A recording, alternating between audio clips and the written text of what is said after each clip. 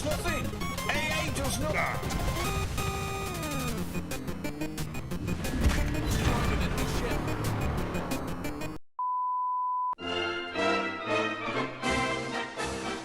The Haarlem is a massive abomination wargaming has to offer, and every the 7 province player would rather not be playing right now. Before we begin, I have to state why I picked the Haarlem instead of the tier 7 or 9. First up, the tier 7 is completely different in terms of gameplay, while the tier 9 has the problem of grinding through the tier 8, and I don't want to laugh at people who stop this grind at tier 8, because they can't adapt to changes. The Dutch shipbuilders managed to put together what is effectively an equivalent of a pacer of the Golden Lion, but what they have forgotten is their navy never mattered in 1940. Being a heavy cruiser, this ship somehow weighs 26,000 tons, and almost as heavy as that one ship nobody really cared, and likely full of bullshit.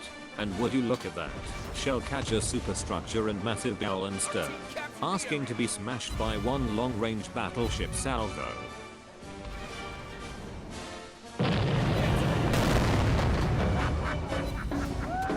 So why even play this ship, when clearly everyone knows which airstrike cruiser to pick? The reason is simple.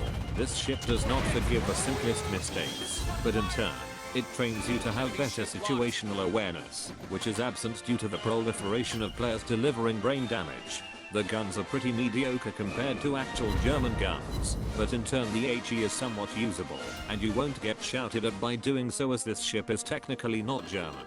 The airstrike lacks range compared to that of the 7 province, but what this actually means is it is easier to gauge whether you need to run for your life, or it is safe to stay, and of course you should spot for your team with it when necessary. As the Haarlem can't really do anything by itself, it's more likely you need to rely on your team to kill anything, and vice versa. Your team would need your airstrike gimmick to win the game. What you can do is airstrike a part of the map where the enemy wants to be, so they either have to pick between enduring the strike or forced into a less ideal position. Either way you will keep them spotted for your team, and you will contribute to their damage. Additionally, you don't get any form of secondary armament despite your secondary gun is literally modeled and mounted, and no, you don't have any torpedoes for self-defense or to commit a Yala. So position yourself where you won't get rushed by anything you failed to kill.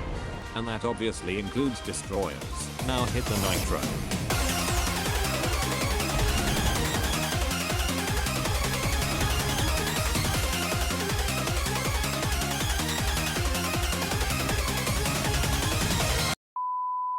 This is how not to end up drunk while playing the Haarlem. You take these commander skills shown. You could swap heal for extra precise aim when you reach the Golden Lion. I don't recommend the tanking skills, because this is not a BB. Supplies wise it's the standard issue. You can take coal instead of gun reload. For equipment you take airstrike mod, as trying to fix the main guns just isn't worth it. Then it's the standard issue of propulsion and concealment. Now you know how to play the Haarlem. Do yourself a favor and just grind another line. What? Like seriously, there are better ships in this tier. Dare I say the upcoming Spanish cruiser and even Black Shimanto will likely be more enjoyable. If you want to experience the airstrike gimmick, just get the 7 province. It's much more enjoyable and forgiving, unlike this handicapped piece of garbage that relies on the team. Probably the reason why this line is never in favor. Now go out there and prove to everyone that Dutch Cruisers does not deserve 3rd place in a certain poll from another YouTuber.